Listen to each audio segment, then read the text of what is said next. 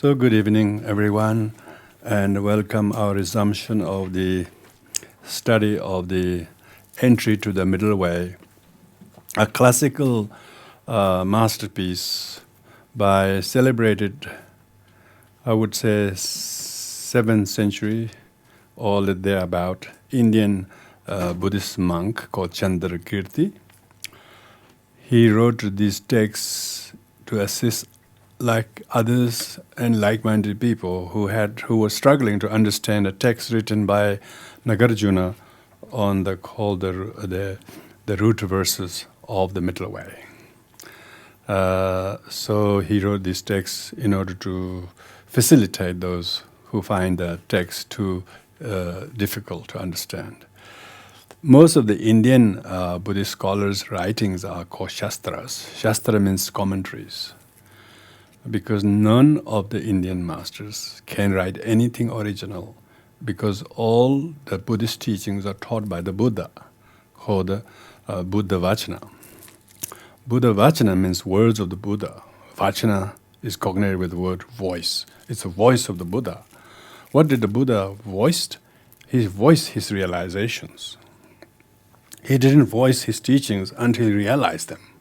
He didn't teach until he realized. So, therefore, every word that Buddha spoke is like a diamond. This text we just read, the Heart Sutra, is called Heart Sutra, but there's a little bit. This is like 25 verses length. And there is one that is 750 verse length. That's called Diamond Sutra. It's a little bit longer text. Every word is the diamond, precious. Every word that Buddha spoke are worthy of writing in gold and silver and the like. And so did all the traditional Buddhist texts survive, because people honored the text so much. Even though the people who were well versed in the text were few, but many who believed in the contents of the text were many. Many just honored the text, walked around it, carried on their shoulders, or worshipped the text. And because majority were illiterate, still they believe in the text.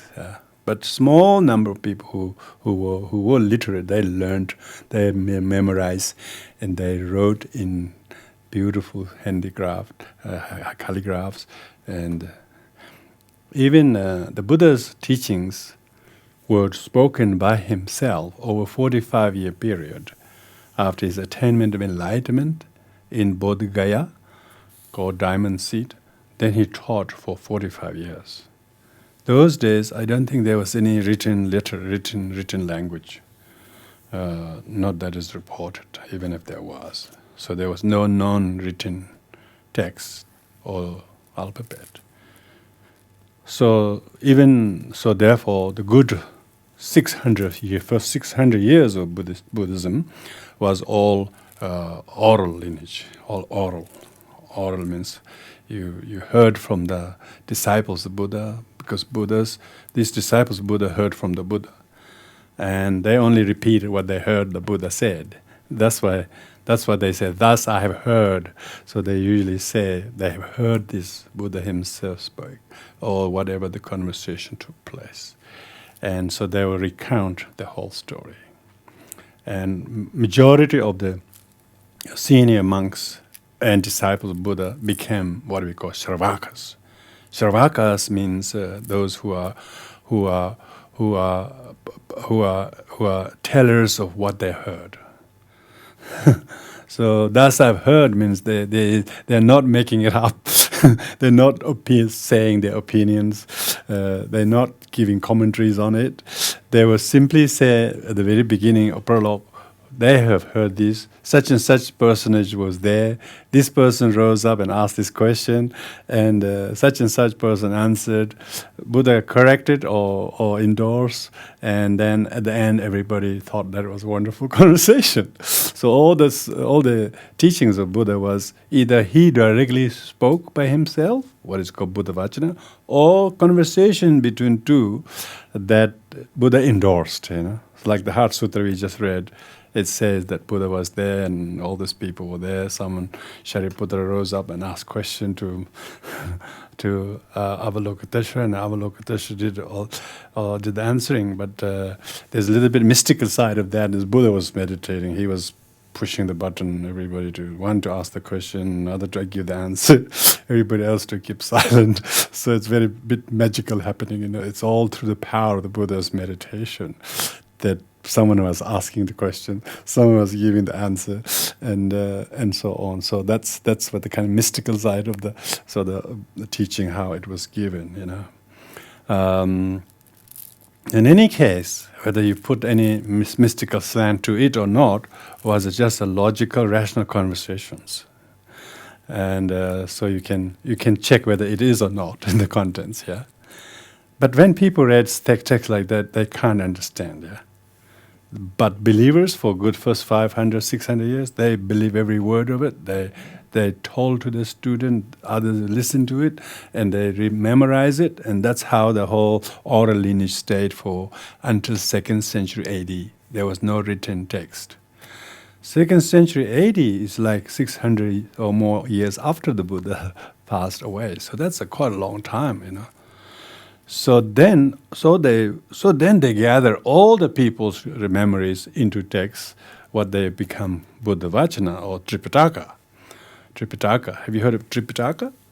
Tripitaka, the famous the magic monkey show. the monk goes. The monkey's name is named after the text he went to get to from India. Tripitaka. That means the 3 baskets. The 3 baskets are the root text. But by the time of around 6th century, 4th century AD, that's quite a long time. That's like nearly 1,000 years after Buddha passed away. That's 1,000 years after the Buddha passed away, and they had all these texts like the Heart Sutra, but Buddha had prophesied who the great commentators who will elucidate the meanings of these very cryptic texts and so on. So people like Nagarjuna and Buddha Ghosha and Theravadan traditions, they were all celebrated Buddhist saints who then wrote commentaries. So when we talk about the Mula Madhyamika, that is the root verses, how to enter into the middle way, is by Nagarjuna, and this is the commentary. This is another commentary. So they are the commentarial texts. So Shastras are commentaries. In Tibetan Buddhism, ever since Buddhism came to Tibet in 7th century, they first learned these commentaries because they're much easier to read.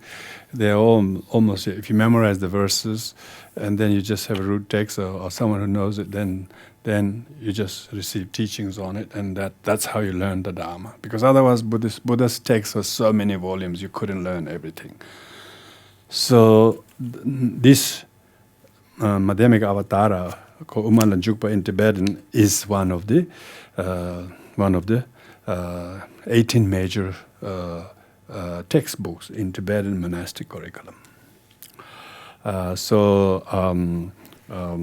This is our subject of the study. We started last year going through this. This text has 10 chapters. It's called Entry in the Middle Way. This is very important to understand why it's called Middle Way, meaning that most people are falling into the extremes. Extreme eternalistic or nihilistic.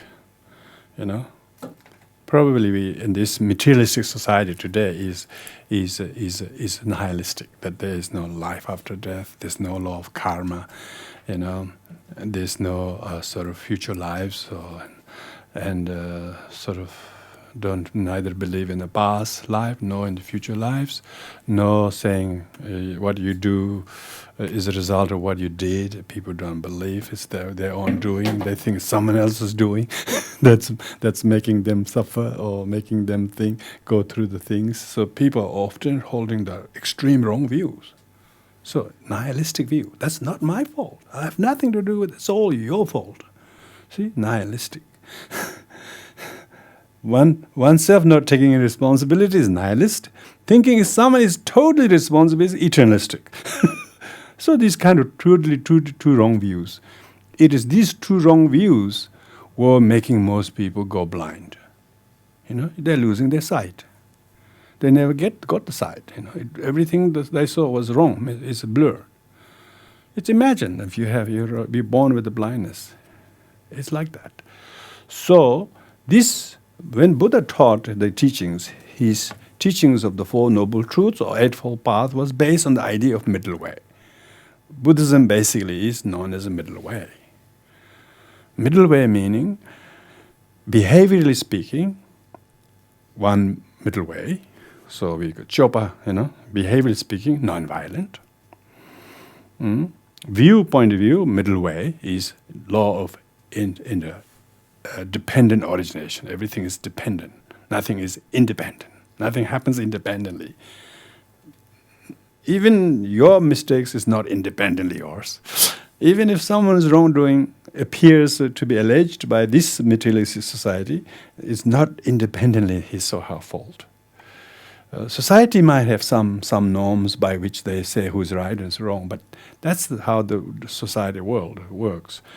We are not disregarding that. But spiritually speaking, it's an extreme way. So nihilistic or eternalistic view.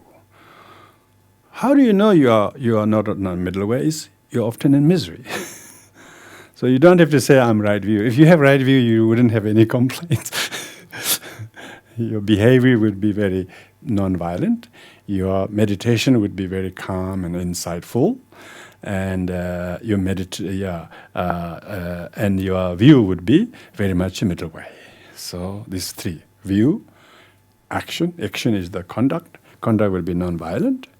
So even if somebody did something to you and maybe broke your leg or something, even that extreme, you still see that as an accident, as a pardonable thing, rather than entirely it's their fault, and then think whether you could break their leg, then you'd be happy or something. It's completely extreme, It's bad enough for one person broken leg, and you don't want another or second one's leg broken as well. That's what this society do, tit for tit, This is behaviorally violent, So behaviorally middle way is non-violent. Practice compassion, and whatever it is that you can make it work. So when you have that, then this middle way, person who practices middle way philosophy, behaviorally they become a little bit more compassionate. I'm not saying perfect at the beginning, slowly, step by step, and also they meditate. In order to be able to behave in that way, non-violently, they need to do calm abiding and special insight meditation. If possible, combination of these two. If you did this, then you will develop the right view, the middle way. You will have the right view. So that is the fundamental idea. Even in the first sermon the Buddha gave, even in the first sermon, Turning the Wheel of Dharma, when he talked about the truth of suffering, the truth of origin of suffering, truth meaning true suffering. Suffering is true. In the first turning of the wheel of Dharma, Buddha said there is things. He never said there isn't life, there isn't suffering in this. So this Heart Sutra we read is not the contents of the first sermon. First sermon never said there isn't anything, there isn't anything. He said there is things, there is life, there is sentient being, there is suffering, there is nirvana, there is a way to nirvana, and there is a so on and so on. But when people become very serious about the things that was, then he said, by the way, there isn't as seriously as you think they are. Then he said, there is no this, no this, no that. So when the Heart Sutra we read is mainly leaning onto the contents of the teaching on the second and third sermon of the Buddha. So when we are going to read through the Chandrakirti's writing, it's mainly contents of the second and third turning. So the middle way, one shouldn't see this as mainly a philosophy, only for people who study philosophy. It's about how to live. It shouldn't be because you go to school of philosophy, you want to study philosophy. No, it's how to live without going into extreme against yourself, or against anyone, or against life. which most people do. They're so corrosive by their attitude. The attitude is completely wrong with you, and so becomes their behavior becomes very, very, very what you call violent and aggressive and harmful. Violent means harmful, and because of that, this happens because they don't have the understanding. So therefore, the whole idea of Chandrakirti is that people need to enter into the middle way. They need to be a signatory to this amazing pact.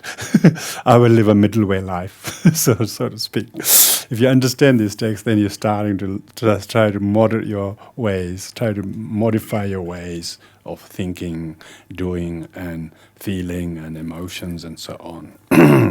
So this has 10 chapters. He calls these 10 chapters 10 bodhicittas. 10 bodhicitta. Bodhicitta means altruism. There are 10 levels of altruism. So, of course, at the very beginning, altruism is this amazing selfless intent and behavior, which we call relative bodhicitta, and intent which you try to have selflessly, and then try to behave according to the intention. So that's engaging altruism, and the wishing, the wish and engaging altruism. That's called relative bodhicitta.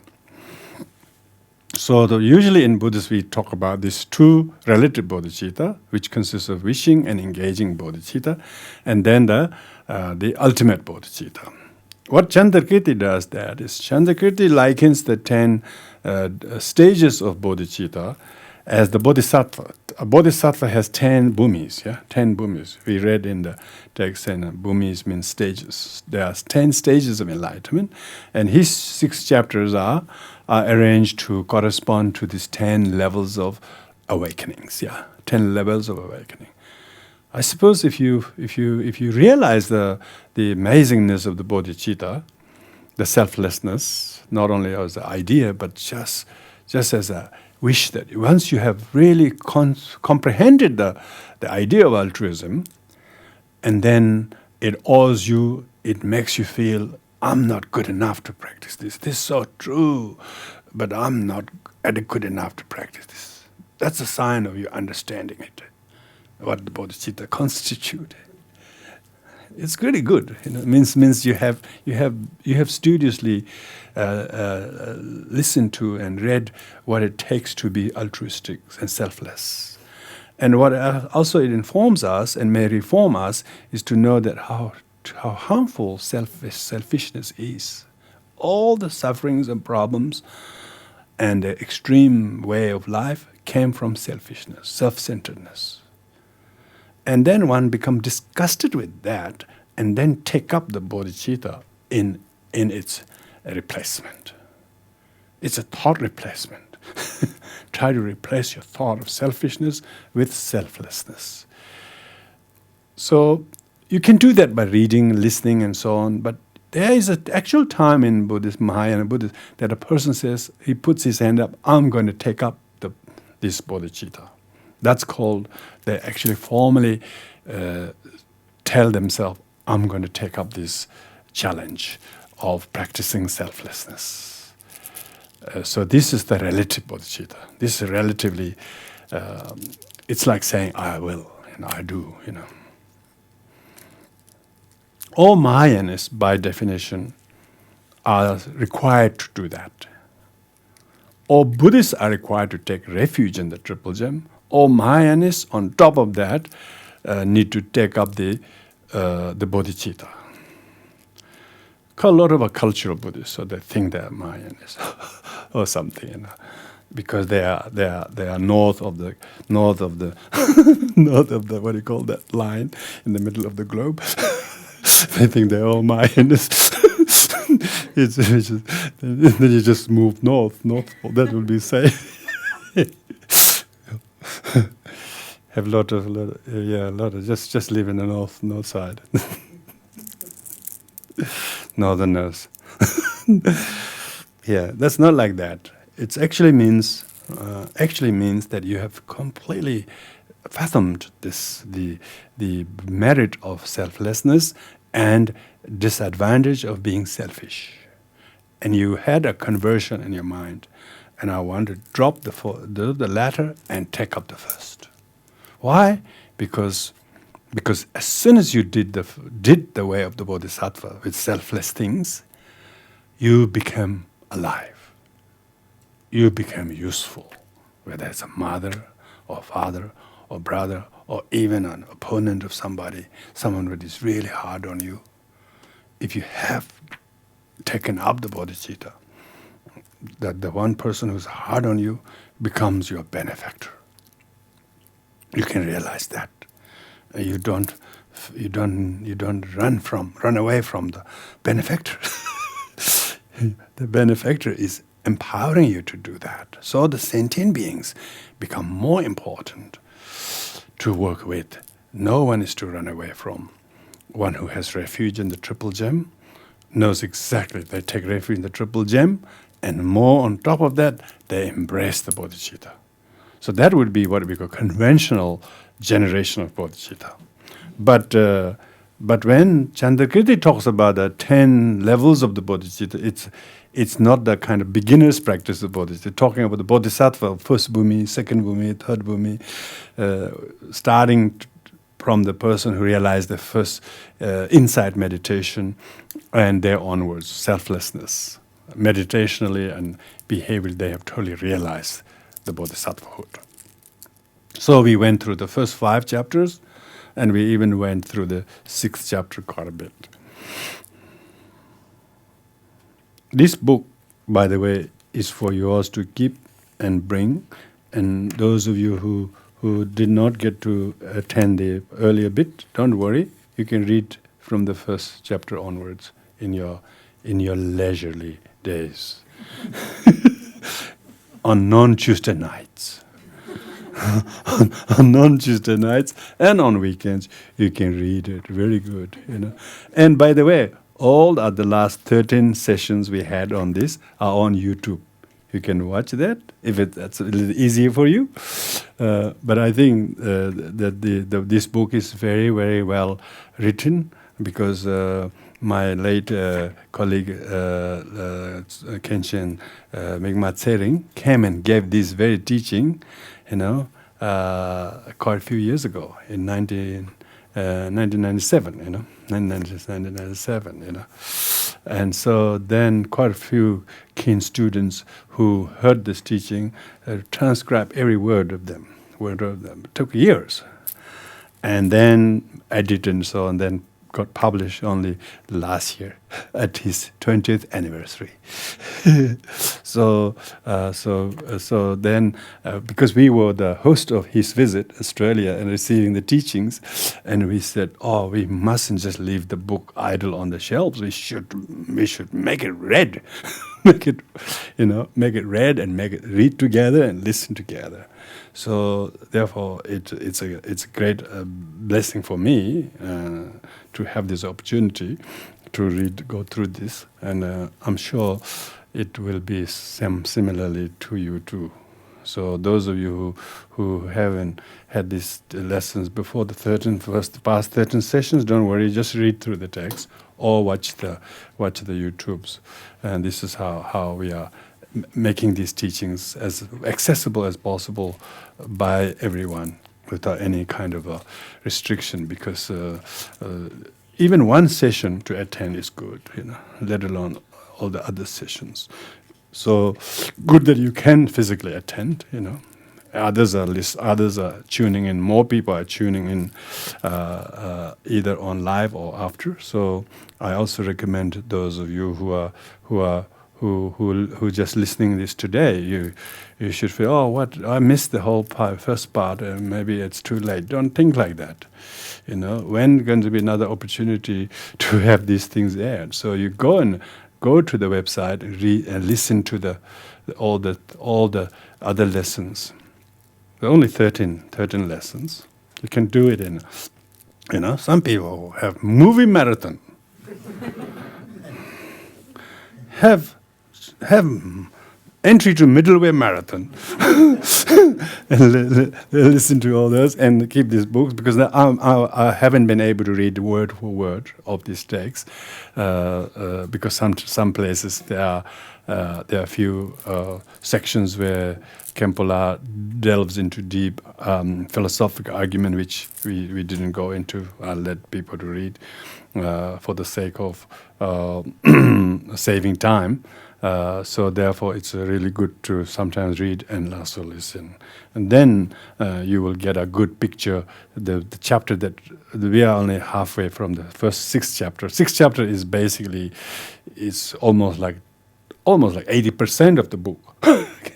The first 5 chapters are relatively short, and the 7, 8, 9 chapters also not that long at all. It's the 6th chapter. Usually, some people just study the 6th chapter, but doesn't do justification to study the whole 10 bhumis. So it's good to read and listen to the earlier ones. Not just this presentation, but there are others as well. I don't know whether others have put all on YouTube or not, but definitely there are quite a few translations of these texts and so on. So of these 10 levels of bodhicitta, the first level of bodhicitta onwards up to these stages are the exalted bodhisattvas bodhicitta. It's not a beginner practitioner's bodhicitta. Beginner practitioner bodhicitta is like yourself being tearful and inspired to practice altruism. And you feel wow, and you feel very inspired, and you really feel motivated. And you may even have formalized to take up bodhicitta through a ceremony, through your prayer, and you rekindle your motivation. We try to do that 6 times a day minimum. Try to rekindle the bodhicitta prayer. We say the prayer again and again. Because when you do, it helps you to not to forget it. So everybody who are beginners have to review at least 6 times a day and night. That means once every 4 hours or thereabouts. We don't call in Buddhism praying 6 times like Muslims 5 times, but I think the idea is exactly the same. Praying 5 times a day, Muslims. Good Muslims definitely know the blessing of the discipline makes them to be kind and compassionate and forgiving, and what a good person who follows their faith are blessed by. You can tell they have this not just religious behavior, just generally very kind and very giving. People who really misunderstand people with the religion, if they really just get to know someone who is really faithfully following the teachings of Islam, they're beautiful people. You can see. To discriminate people by lumping that all person is like that because you saw one like that is a wrong view. We have to practice middle way. We have to put the goggle that can see the middle way. Always put on the glass. Put on the glass to see the middle way. Then don't see this extreme right, extreme wrong. All Muslims are not like that, and nor are all Buddhists are like this. No, all non-believers like some non-believers. It's even better, I think so. Really, I think so. In Buddhism, we believe that everybody has this basic Buddha nature. Everybody basically has the salient feature of all human beings, all sentient beings. They have the bodhicitta in their heart. They just need to. It's just like there's electricity everywhere. You just have to produce them. Everybody's got a good heart. It's just they need the right connection, right causes to instigate it, So therefore, there's so much goodness you can see when there's crisis in society like the fire or whatever catastrophe. You see amazing goodness of the people, They're not doing it religiously. They do not do it because they pray 5 times. They don't even pray once. But when it needs, there it comes. So we need to believe that everybody's got this Buddha nature, this bodhicitta. It just need to be brought out. It's like we have to mine it. So those who have cultivated the bodhicitta and advanced spiritually, through the path of accumulation and the path of preparation. These are the first two two paths before you become saint. After you reach the path of path of preparation, this path of preparation it prepares you to become a fully enlightened, not fully enlightened saint, a bodhisattva. So bodhisattva on the first bhumi, as soon as a person reaches the first bhumi, then they achieve the selflessness. Selflessness in terms of not just theory and view, but behaviorally and emotionally and meditationally. So they reach amazing, indescribable level of attainment of qualities. That's just the first bhumi. This is the first stage. That's the first level of enlightenment. So when Chandrakirti talks about 10 levels, he's talking about the 10 levels of enlightenment.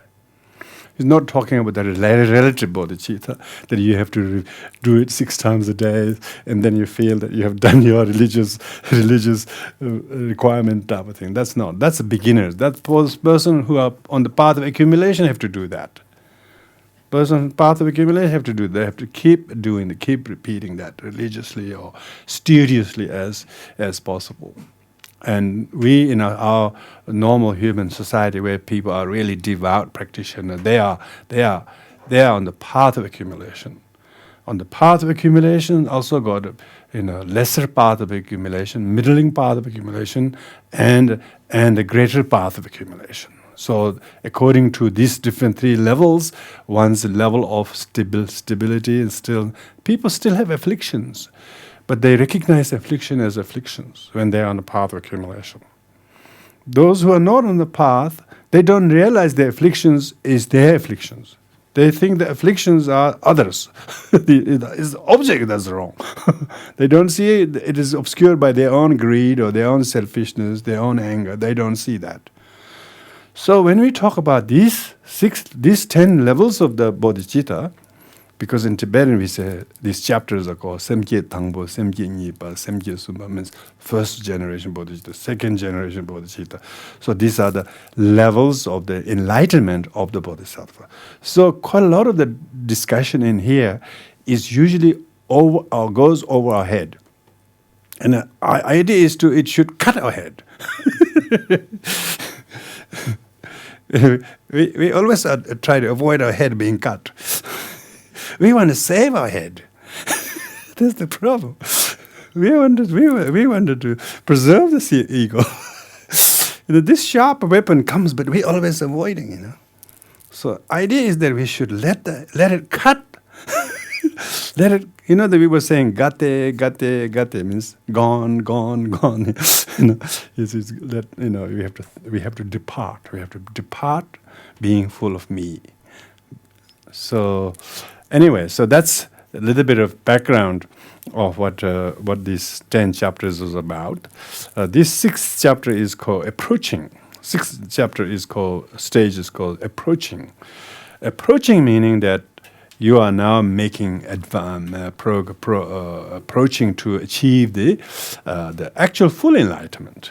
Enlightenment out of the 10 bhumis, they say that even that those who are on the 10 bhumis are classified into the 3 groups. The middle, the small enlightenment, middle enlightenment, and greater enlightenment. So when it's approaching, refers to the what you call from the almost like transcending the middling stage of enlightenment, because you're going to advance further. So approaching has that. In this, the topic of this is about how to refute the wrong views. Refute the wrong views. We are on page 238. So now we're going to go to the nitty-gritty of text. Verse number 93, where we finished, it's all talking about the intent of the mind-only school. There are various Buddhist thoughts. This is now, because this is Mahayana Buddhist text, task of this text is mainly try to refute the wrong views held by non-Buddhist and also internal Buddhist schools. So here at that level, it has been mainly refuting the views of the mind-only school, one way or another. So, so here, coming to the actual outline of the text, other supportive scriptures shown as interpretive. So this has three subdivisions. The first is other scriptures teaching mind only also as interpretive. Even the mind only school teaching is not definitive; it's interpretive. Second is presenting evidence through scripture and reasoning. Third is system of interpretive and definitive teaching to apply to all the scriptures. Of these three, the first one is the other scriptures teaching mind only are also interpretive. Interpretive means not definitive, because if people take things as a definitive, that's where the problem comes. So that is explained in the verse number 94. I will first read the verse in Tibetan. Dode kangle chiro na yumin semne nazo nangwa shesung ba zula hindu chagang dedala sundo pa de teyan changden. So here the root text says the sutra is referred to a particular sutra. Sutra says that the outer things have no reality. It is the mind that manifests in various ways. So this is the mind-only school. Things are not things, but things are only what your mind thinks of it. It's your thought about the things. It's not the thing itself. So that's a very, very useful mind-only school theory, and it's always very functional, useful. This teaching that dismisses outer forms was only a device. Device means it's a strategy. It's a strategy to say things out there do not exist from its own side, to counteract the strong attachment that we have to things. So the Buddha wasn't denying the existence of things. It's simply a strategy to reduce our attachment to things as they are. They appear as truly existing. So here the commentary goes, in order to help those who are strongly attached to forms, which most people are, either to their form, they like it, or they don't like their form. Some people are miserable because they don't like their forms, whether it's physical form or possessions, positions, stations of life, or journey of their life, where they are, they don't like it. They don't think it's impermanent. They don't think it's not truly exist. They think that's them. See? In order to help those, we need that help, because we often are attached to forms. That's the problem. The Buddha taught those sutras. Sutra actually means discourses or conversations. Sutra also means summations. Summation, because after a conversation you say, what the gist of the conversation, You have to sum up what was the sutra all about. So the Buddha taught those sutras which explain the external object do not exist. And only the mind appears as different forms. So there was some sutra the Buddha said, things doesn't exist at all from there on. It's all your mind. So that's the mind-only school, interpretive. This is the interpretive meaning. This is the interpretive meaning. This is to help to interpret oneself to understand that it's your mind. But first they attack the thing as doesn't exist to make sure that your mind is, if the thing itself doesn't exist, then the question is the mind. Mind also comes into question. The next thing is how about the mind, But if you think the mind is truly existing, there's a huge problem. But the mind-only school don't think so. They think the mind is truly existing, or it's permanent, or atma, or something even worse. When you know that everything is the appearance of your own mind, when you have a cognition that it's only my mind, you will not see a difference between attractive and unattractive forms. Then whether you like something, whether you dislike something, doesn't make a lot of difference. This is clearly illustrated by a story about an event that took place at the time of the Buddha. A strong Hindu practitioner would always find the body of the Buddha ugly. whereas others would find him very attractive, and this was because of his strong mental projection. So those who have faith in the Buddha saw the Buddha very, very inspiring. The others saw the Buddha as very unattractive, because he had a very long earlobes. Just imagine, I had this ear going this far. Just imagine my fingers webbed. Yes, they were webbed. And so on, And my hands goes long, touches nearly the knees, when I'm standing up. So Buddha had amazing certain physical features, features. Of course, people have different ideas about what is good, but even to the eye consciousness and the subsequent mental grasping, there are differences based on the individual mental projection. They call in ordinary aphorism, beauty in the eye of the beholder, they call it. Or ugliness is also in the eye of the beholder, so for that matter. That is why, because you know that external objects are not there of themselves, but mentally projected. Who notices the beauty and ugliness of it? Does the thing itself written ugly, I'm ugly, or... I mean, those 20 or 30 people get selected to become Miss World, Miss Universe. They all think that, but the people who are judging them tells them who they are ugly or not. Or at least they are the universe. I mean, just so miserable. There's only one Miss Universe. They should all be Miss Universe. Very good. It would be good. On one level, they are. They're Miss Argentina, Miss Nepal, Miss India. They're all Miss, but not Universe. So they're relatively Miss Universe in the Nepal or in Australia. But in the world, they came 20th. Like that. You'll tend to be less attached to external objects, and in order to show that, Buddha explained that the mind appears in many different forms in the eyes of the judge, particularly. Some gave 9, others gave 6. What's going on here? Is it because they were sitting, he saw it there and they sit there? What are you talking about? See, they see different things in the same object. So it's very important. There isn't anything that is truly there. So this is the interpretive meaning.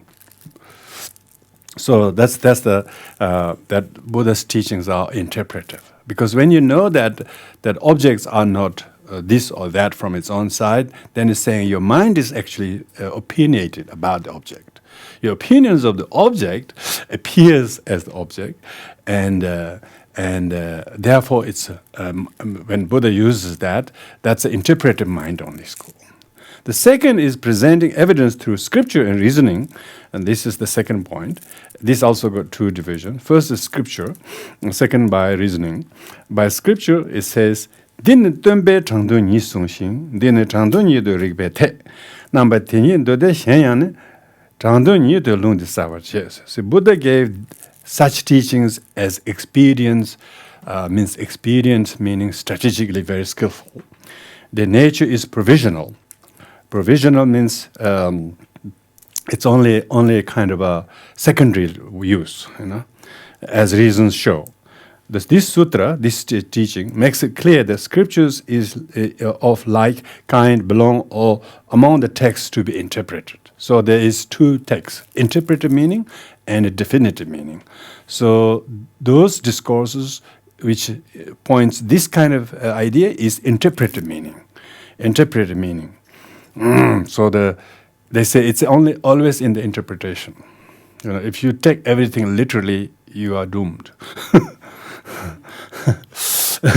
So therefore, if you have good interpretation, that means you have some mental agility.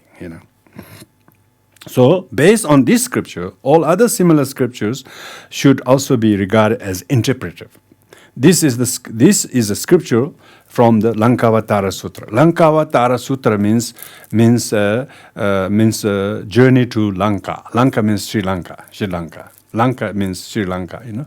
Avatara means journey to Sri Lanka. They're named after that. Yeah. Here Kempo thinks that's the text. Just as a medical doctor will prescribe different types of medicine depending on the condition of the patient, Buddha gives different teachings depending on the level of disciples' intellect. This shows clearly that there are various teachings that are interpretive. Interpretive means that meanings given is not in the final meaning. So that's a provisional, provisional. It's like a secondary only thing. It's like a primer. It is so before you put the main coat of the paint, you put a primer. Yeah, it's like that, so that the main paint sticks very well. Yeah, so interpretive meanings are like a primer. All the medicine prescribed by the doctor may not be directly effective in eradicating the patient's illness, but before he gives the patient the actual medicine, he may give him something else to prepare him for further treatment later on. Most of the treatment are like that these days, particularly cancer or whatever. They don't straight away give the strongest one.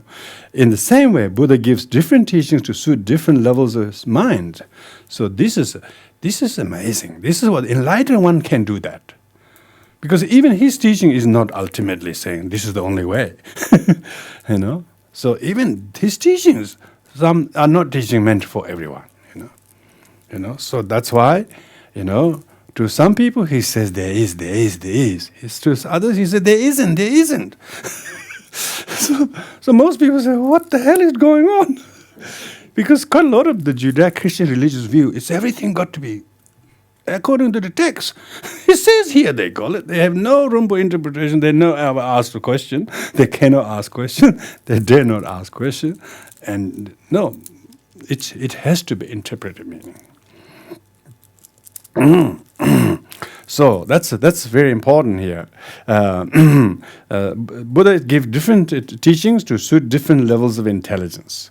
To some, he says, give up. To some, he says, take it. Not everybody will be taught to take it. Not everybody will be taught to give it up.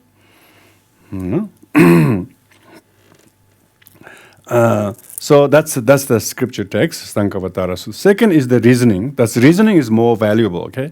Reasoning, even though scripture sounds good because you believe in text, but what doesn't make the reason, isn't it? So, like His Holiness Dalai Lama says, don't give long quotations without any reasoning.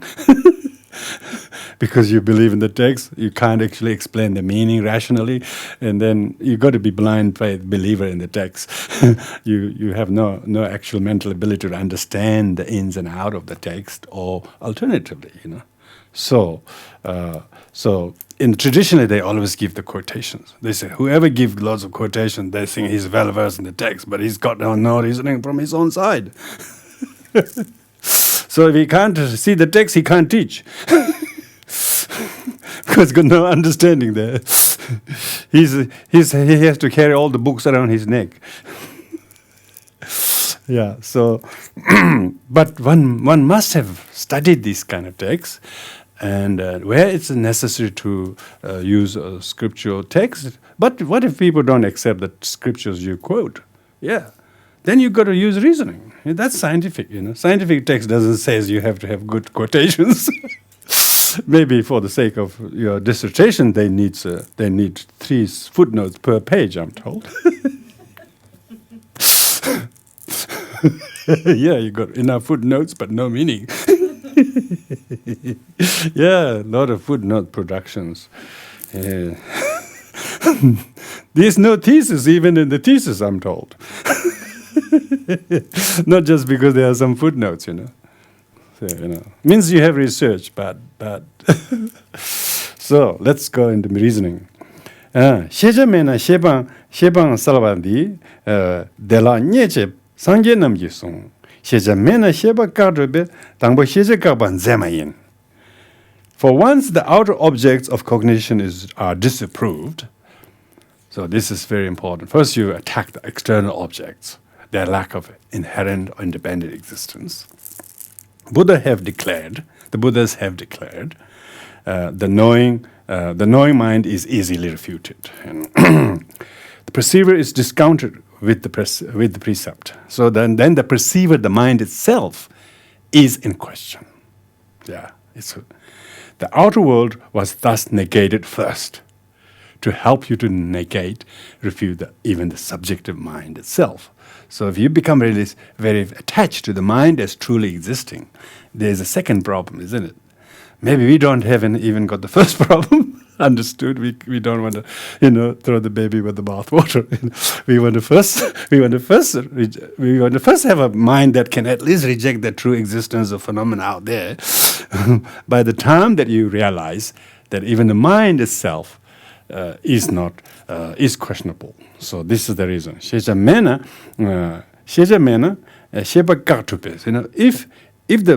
If the perceived do not exist independently from its own side, by the virtue of being able to reject the inherent existence of a knowable object, then the very mind itself is naturally established as not truly existent.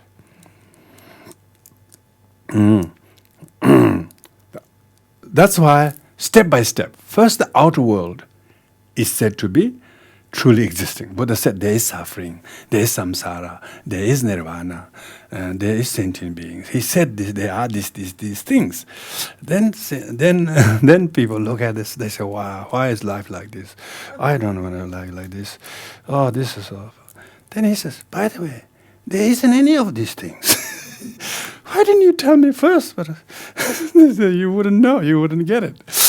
So Buddha was spoon-feeding us. Spoon-feeding us. Very skillful, very compassionate. Now we know that other sentient beings are behaving aggressively or speaking unkindly towards you or others. Then they don't really exist as they're saying, let alone the effect it will have on me. See, you could almost reject that. You can almost see the lack of independent existence, because when your mind hasn't lost to it, it doesn't have the same sting on you. Why? You've got the mind. You're seeing the lack of true existence there. You're gone from the previous station where you thought it was. It is all there, they say. It's all there to be seen. So Buddha said it easier to understand the negation of mind once you understand the negation of knowable object first. So first he talked about objects. Of course, there are people like mind-only theorists or Chittamatrin who may still cling to the existence of mind despite knowing the external object do not exist. And yes, there are plenty. You don't have to be mind-only school followers. There's lots of people who are called ego. All the egoists. Egoists are basically everyone.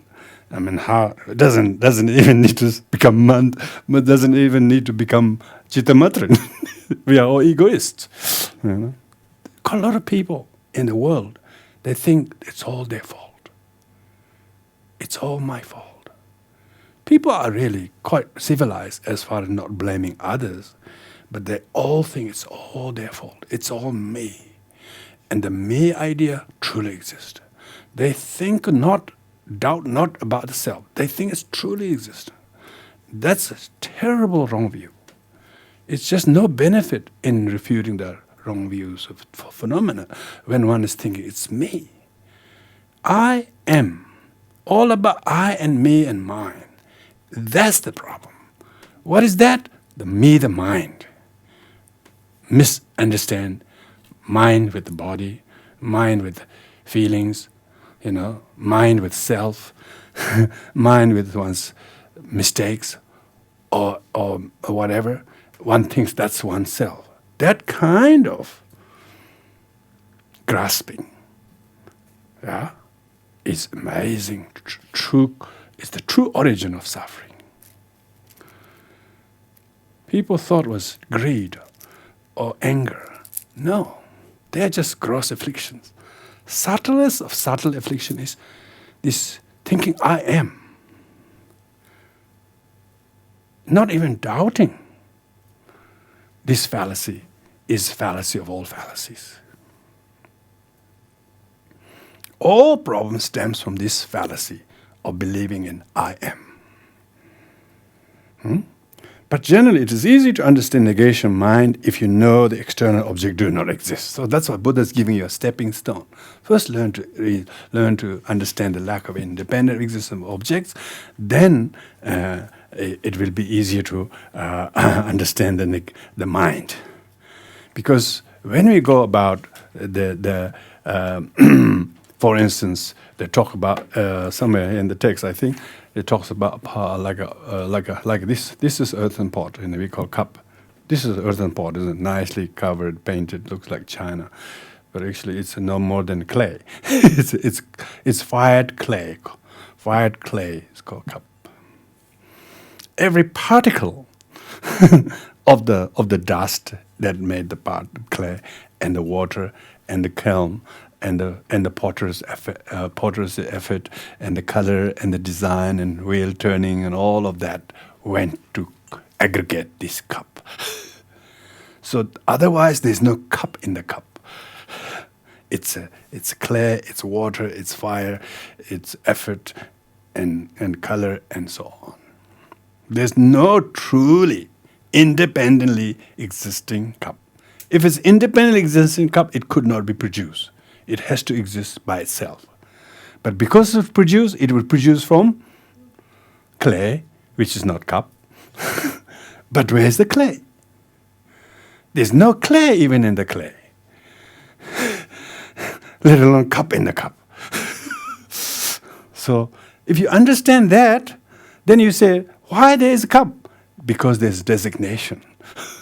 Because we impute, we label, and we distinguish this from banana, and banana from carrot, and so on. And they look very same shape to me.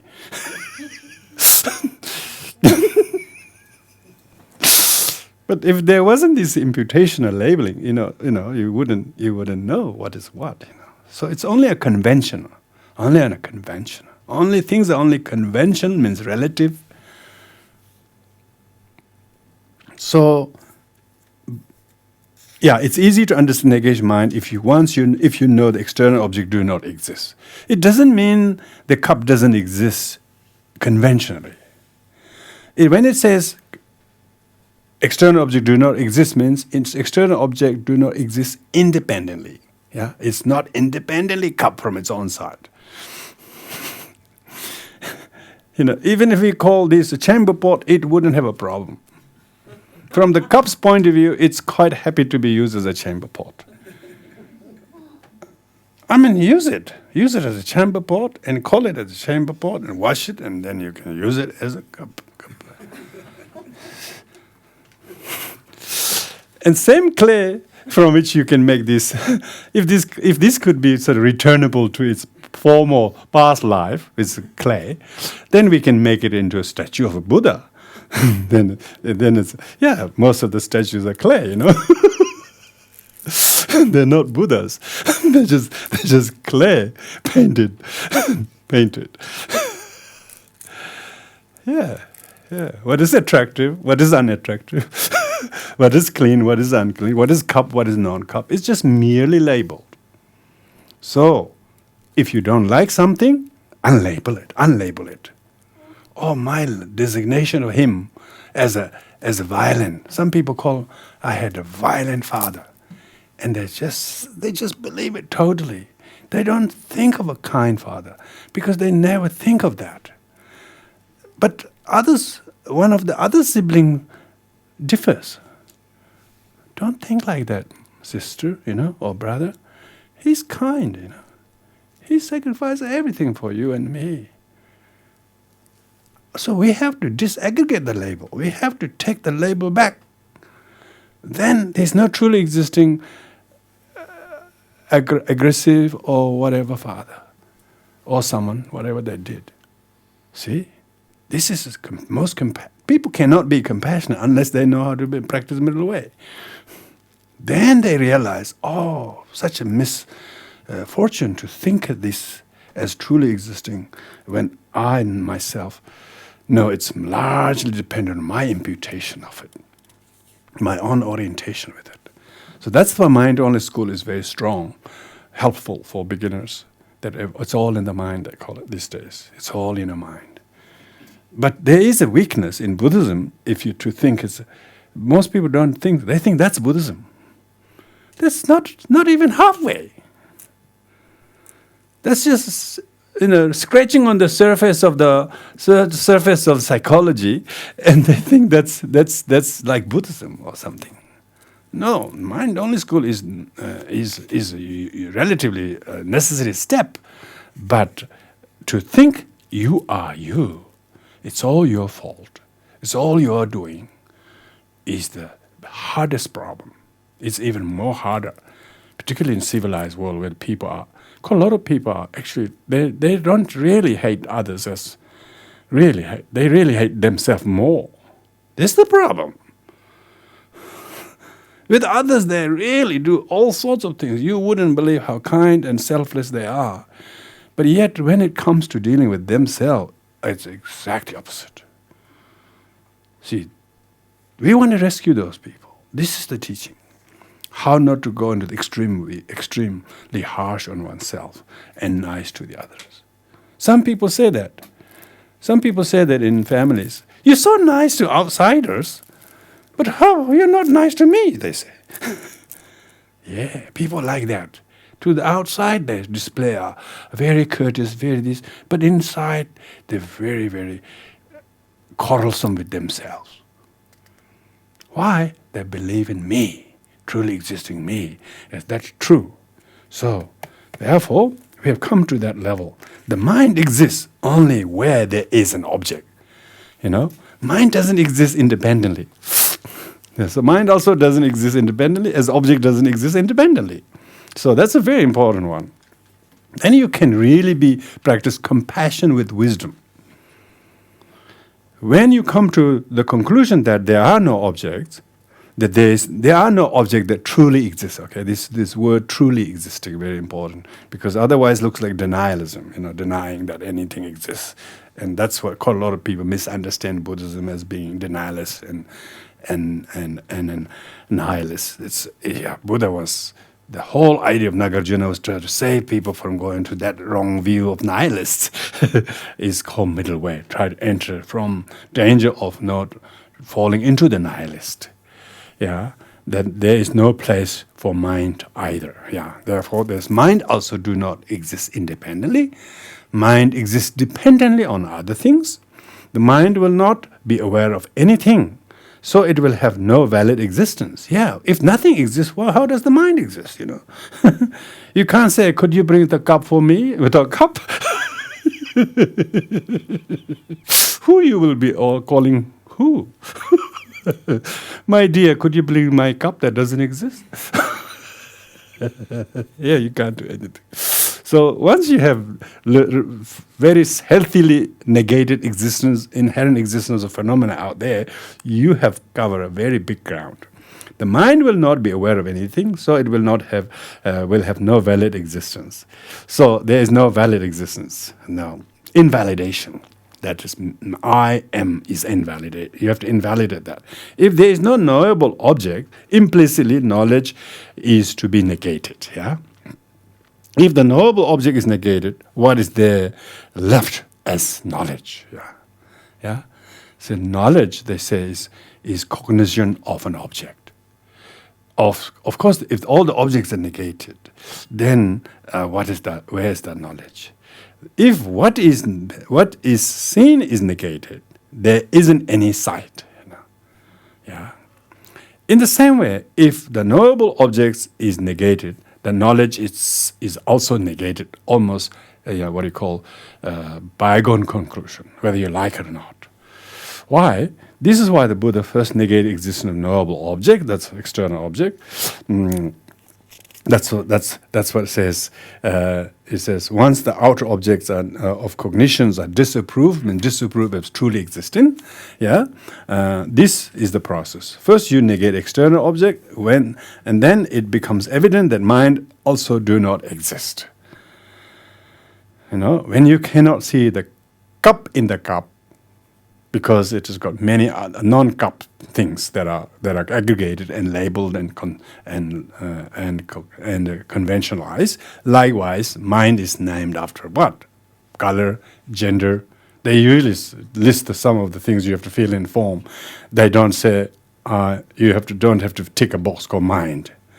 You have to tick the box gender, height, birthday, address, and this and that. You have to list all non-self, non-mind. You have to list non-mind things to say you are you. They don't have the box called mind, you know. They don't have any, none of the forms you fill, they call, you don't have to list the mind as you.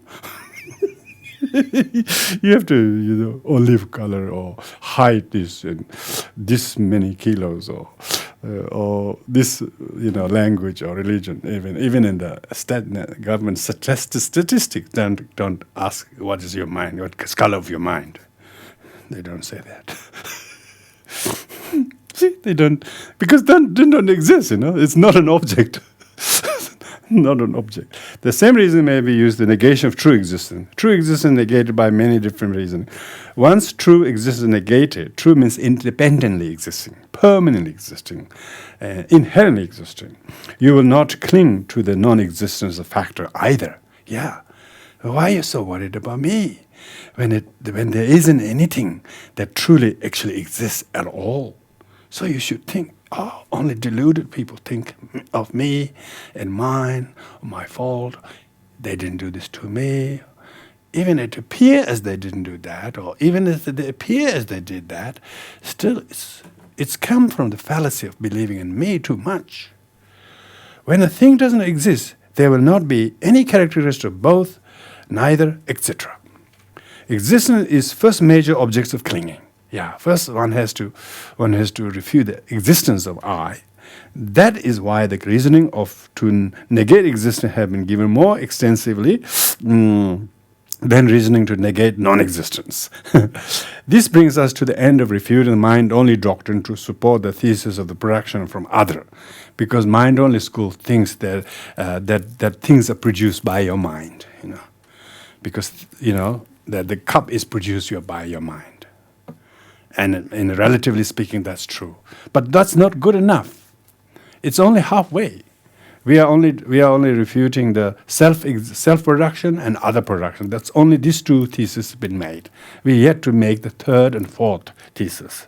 So, in order to make the third and fourth, you have to first authenticate you have to first hold your view on this. So now. We are in a section presenting evidence from scriptures and reasoning. The third is heading is system of interpretive and definitive teaching is to apply all the scriptures. This is explained in one verse, which is the 97. Teta lungilo yu xie che den dokan tingi mai xie dan chen dang dong sung ba do ne chang jie xing dong ni tuan jing e don xie par ki. So now it talks about the way in which the teaching will bestowed should be discerned, you know, the sequence and so on. The sutra that explained things other than the ultimate were taught contingently, meaning contingent means interpretively, to lead upon the path. This is just like a spoon feeder. It's feeding people to bring on the path. First, the Buddha said there is samsara, there is suffering, there is nirvana, and so on as death. Then later on he says, even samsara is made by your mind. Even nirvana is made by your mind. And then the question comes about the mind itself, you know. So that's how the contingency. The word contingent is very good, I think. The answer is that teaching is concerned with the explanation of conventional truth, which talk about aggregates meaning form, physical body, feeling, emotions, perception, volition, consciousness. These are 5 aggregates. Ayatana refers to 12 sense objects and sense organs, 6 sense organs and 6 sense objects. And the law of cause and effect, how form gives rise to, instigates. Form is a stimuli to the eye, but not to the ear, you know. The sound is stimuli to ear, but not to the eye, you know. So while sound is stimuli for the ear to hear it, but it cannot. I cannot see the sound. So that shows even the sense objects are only existing to the relevant sense organs, but not to the other sense doors. So that shows how dependent they are. Dependent. So some people can't see, but they can hear. Some people cannot hear, but they can see. Amazing. The world of the people who have no sight is totally different. The people, the Oz language they call people who are signing, they have amazing visual ideas of everything. Their eyes can see more than those who have eyes. Not because they have special eye, but they just conjure up. They have to create their own conventional language. Their language, So those teachings that deal with the explanation of suchness or ultimate truth are considered to be definitive teaching. That is very clear distinction between the two types of teachings. That's the definitive and interpretive. Yeah, distinction should be applied to all the teachings. That with regard to the interpretive teaching, these are of two kinds. These are those that can be accepted in correct conventional truth, and those that cannot be accepted in correct conventional truth. Teachings such as aggregate exists, store consciousness exists, mind exists, and all are all acceptable in correct conventional truth. Yeah, which we can call a relative world, in the relative everyday world they can call it, but still they are considered to be interpretive teaching because they are means of realizing ultimate truth.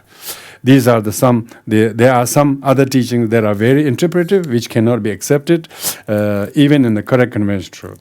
These are teachings such as the true existence of aggregates and the presence within every living being of all the qualities of the Buddha. There is a sutra that says that every living being has a Buddha nature, endowed with the 32 major minor signs. This is interpretive even within the conventional truth. It's just saying that you have the Buddha nature is only an interpretive meaning. Yeah, when a teaching is interpretive, there is always a purpose, which is to rid people of feeling of despair arising from thought such as I cannot attain the state of Buddha because I'm full of faults, which lots of people think of that. Yeah, so therefore to say that you have Buddha nature is an interpretive, skillful meaning to medicine that kind of mentality, despair. Maybe others can, but I cannot. The people really are harsh on themselves. People are told that they have 32 major signs and 80 minor signs. Already that they have to do is get rid of their defilements, but they just need to clear away the clouds. The sun is already shining in their minds. Another example is scripture that says that your father and mother should be killed, and the king and the Brahmin should also be destroyed. There are some teachings that says that. Yeah, in fact, the whole town should be destroyed. Yeah, whole town should be. I mean, how can you destroy a town that doesn't exist? So it's not a real problem. Yes, I destroy all the town. Only after what you have been, only after you be liberated. This is interpretive teaching. Yeah, actually, Buddha said about the Kisagotami, the lady comes with a dead child, asking the Buddha to revive. And the Buddha was skillful. He didn't say, "Oh no, I don't revive anybody. You got it wrong. I'm not the right person. Maybe he lives next door or something." He could have said that, but he said, "Yes, I will. But you got to help me." She said, "How?" "Oh, we have to prepare the medicine." And she believed totally. And he said, "Okay, you have to go and get some sesame seed, and then I'll prepare the medicine to revive your child." And she totally believed in that. And she goes out, and as she was going out, Buddha said, by the way,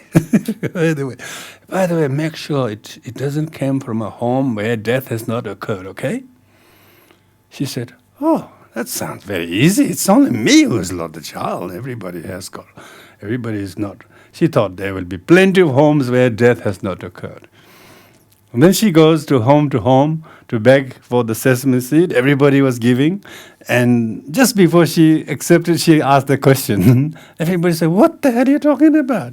Of course, death has occurred. My such and such died last week. Such and such died, a few weeks ago. And my child, my young, my old, this. Then she says, "Oh, in that case, I can't accept from your home." Then she goes the next home, the next home, the next home. She exhausted homes. There was no home where death has not occurred, not only once, but many multiple deaths. So she couldn't find any room, any home where death has not occurred. So Buddha was giving, he's instead saying, "I can't revive your child. Everybody has lost their family in the man. You go away, I cannot help you." He could have given that, but he didn't. He just made her to learn through the journey. Afterwards, she couldn't think of going anywhere because everywhere she went, they said no, and she couldn't find a single place to bring the sesame seed from. By that time, woman was already transformed. She had already found the site.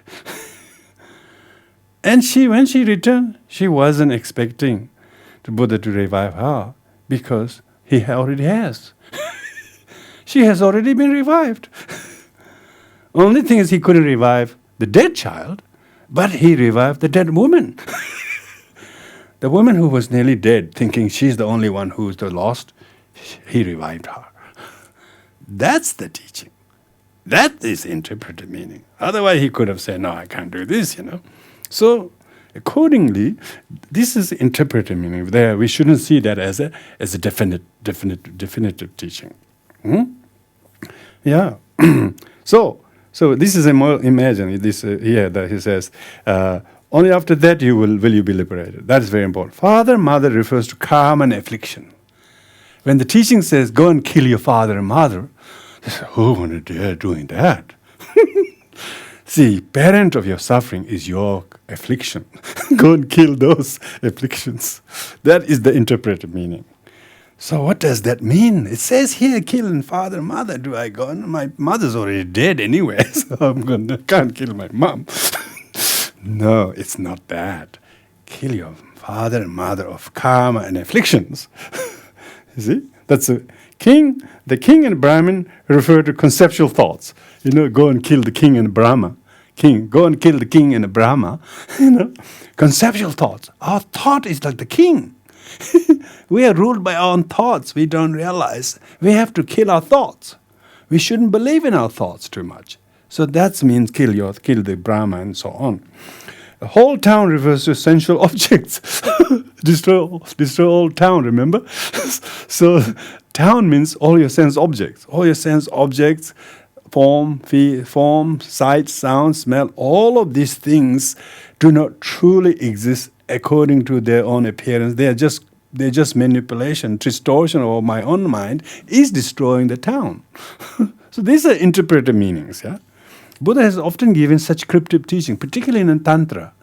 And the sutra sometimes it's mostly, not majority is not like that. Majority is not like that, But there are quite a lot of cryptic teachings in that, sense consciousness. Yeah, you should kill your eye consciousness.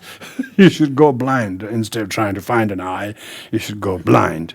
Yeah, that's why they say the 3 wise monkeys are not looking, not listening, not talking.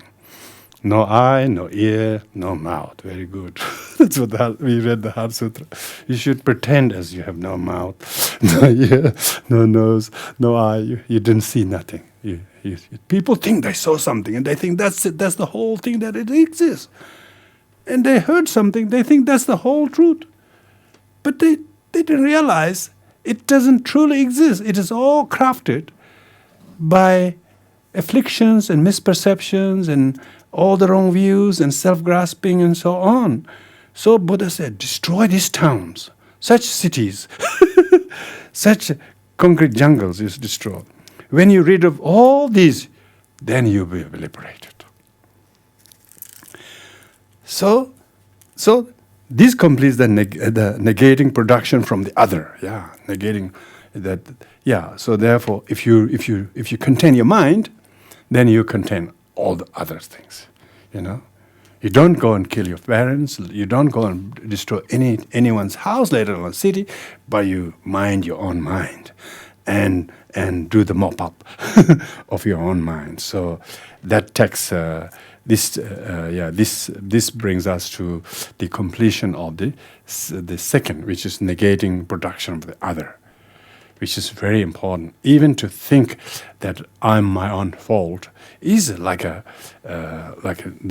people believe they are their own fault. We should refute that.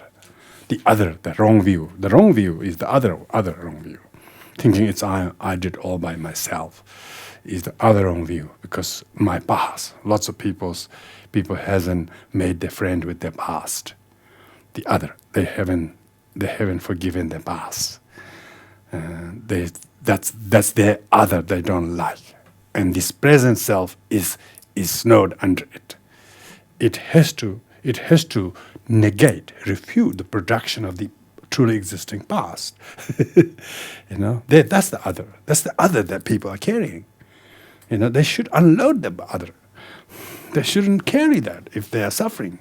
They should. If the suffering comes from the carrying, Buddha says, see the truth of suffering as the burden. See the true origin of the true suffering. Origin of suffering is the carrying of it. And see the truth of cessation, unloading it. Yeah? And then the truth of path is never pick up another baggage. So, but that fitness comes from our being able to negate the true existence of past, true existence of someone or some events or things that even we think is cause of my suffering. This is wrong view. This is not middle way. You're not entering the. If you're in the middle way, you will practice compassion to your past.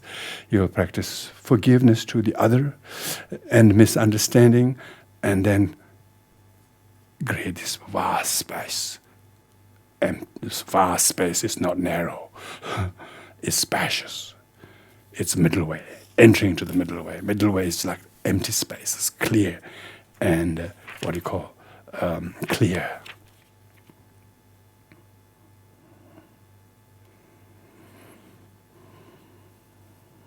And there is no greater compassion. Chandrakirti at the beginning of text, he said he paid homage to compassion, because he says compassion is cause of Buddhahood. You see, he's paying homage to compassion that has this kind of wisdom. Not compassion directed to sentient being alone. Compassion directed to lack of inherent existence of sentient beings and sufferings. Compassion directed to sentient being, lots of people practice. But they don't realize compassion directed to the lack of inherent existence, for not seeing that. You have to have compassion to those who don't have that sight. Even though they don't complain about the suffering of change, but they still are suffering of I am, I'm not. This kind of wrong view and completely blinded that as a cataract, and not knowing how to identify that, having compassion to that is the compassion of non-objectification. Then you really pay homage to the Buddhas. Of course, Buddhahood only comes from such realization, and a Buddha with such compassion has power to give, has ability to empower us through these teachings. These teachings can enliven us, empower us, to give us a aliveness, so that we don't think and view the wrong view. Almost like you just found your, eye operation, and the next day you can see fairy things. That is the real insight. Insight is not a meditation. Insight is a discernment that come from listening, study, and meditation. Meditation is not sitting still only. Meditation means strategically allowing the mind to be with the reality as it is, not deceived by the as it appears. And that's why the middle way is the way of the Buddhas, is the way of the past Buddhas, way of the future Buddhas, and the teachings of the present living Buddhas. So that's all where we will. It's probably more than we can understand on the surface. But if we slowly acquaint with this idea, this will greatly benefit all of us. So with this, we will now always conclude with the dedication merits, the merit.